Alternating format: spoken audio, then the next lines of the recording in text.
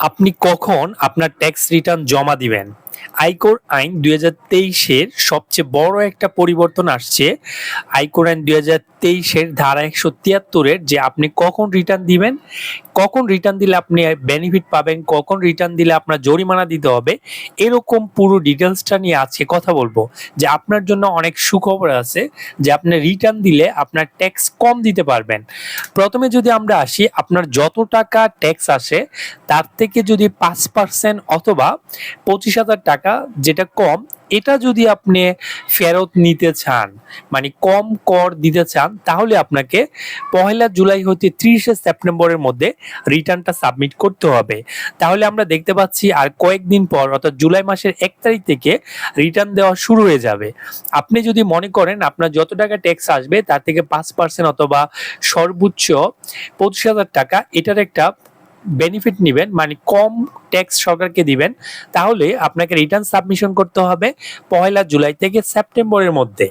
আপনি মনে করেন কোনো কারণে ১লা জুলাই থেকে সেপ্টেম্বরের মধ্যে রিটার্নটা সাবমিট করতে পারলেন না, তাহলে কি হবে? আপনি কোনো প্রণোদনতা নিবেন না।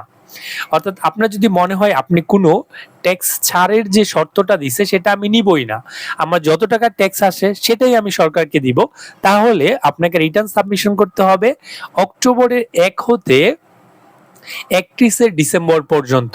তার মানে এই সময়টার মধ্যে আপনি যদি রিটার্ন সাবমিশন করেন, আপনার যত টাকা ট্যাক্স আসে সেটাই পাবেন, আপনাকে কোনো ট্যাক্স কম দেওয়ার সুযোগ নেই, আবার বেশি দেওয়ার সুযোগ নেই। ধরেন আপনি ৩১শে ডিসেম্বরের মধ্যে রিটার্নটা সাবমিট করতে পারলেন না, তাহলে কি হবে? আপনাকে ২% অথবা ৩,০০০ টাকা জরিমানা দিয়ে আপনি ১লা জানুয়ারি হতে ৩১শে মার্চ পর্যন্ত রিটার্ন সাবমিশন করতে পারবেন। তাহলে আমরা ৩ নাম্বার স্টেপটা দেখলাম যে আমি যদি 2% জরিমানা অথবা সর্বনিম্ন ৩,০০০ টাকা জরিমানা দিয়ে রিটার্নটা সাবমিট করতে চাই, তাহলে আমি ১লা জানুয়ারি হতে ৩১শে মার্চ পর্যন্ত রিটার্নটা সাবমিট করতে পারবো। এখন কথা হচ্ছে, আমার প্রথম ৩টা স্টেপের কোনোটাই আমরা সাবমিট করতে পারলাম না, তাহলে আমি কি করব? তাহলে আমার জন্য সর্বশেষ রিটার্নটা সাবমিট করতে পারবো ১লা এপ্রিল হতে ৩০শে জুন। এর জন্য আমাকে ৫% জরিমানা অথবা ৫,০০০ টাকা, যেটা বেশি সেটা হচ্ছে আমাকে জরিমানা দিয়ে রিটার্ন সাবমিশন করতে পারবো।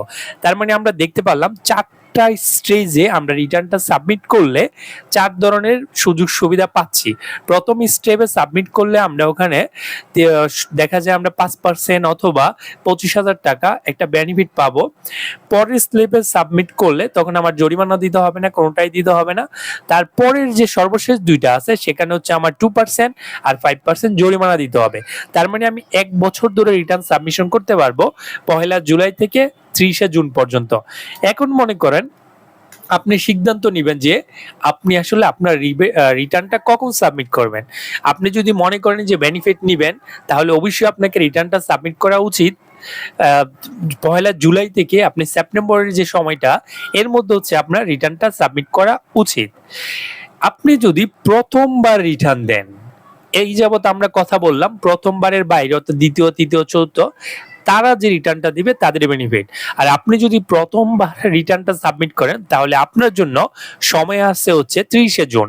তার মানে আপনি ৩০শে জুন পর্যন্ত আপনার রিটার্নটা জমা দিতে পারবেন। এখন মনে করেন আপনি কোনো কারণে বিদেশ থেকে আসলেন, তাহলে আপনার রিটার্ন কখন জমা দিতে হবে? আপনি হচ্ছে বিদেশ থেকে দেশে আসার ৯০ দিনের মধ্যে আপনার রিটার্নটা জমা দিতে পারবেন।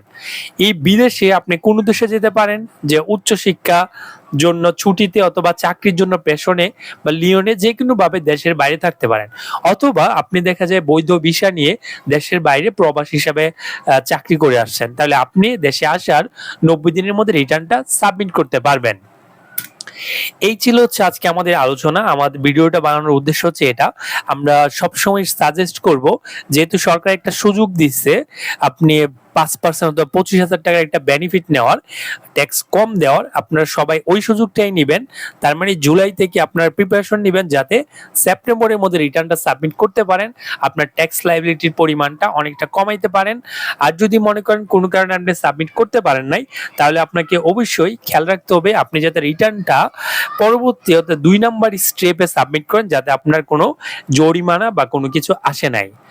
সো আশা করি আপনারা বুঝতে পারছেন। আপনাদের যদি কোনো ট্যাক্স সংক্রান্ত পরামর্শ অথবা কনসালটেন্সি দরকার হয়, আপনারা অবশ্যই এইচ2বি কর্পোরেটের নম্বরে যোগাযোগ করবেন, সব ধরনের সহযোগিতা পাবেন। আজকে এইটুকুই, দেখা হবে অন্য কোনো দিন। আল্লাহ হাফেজ।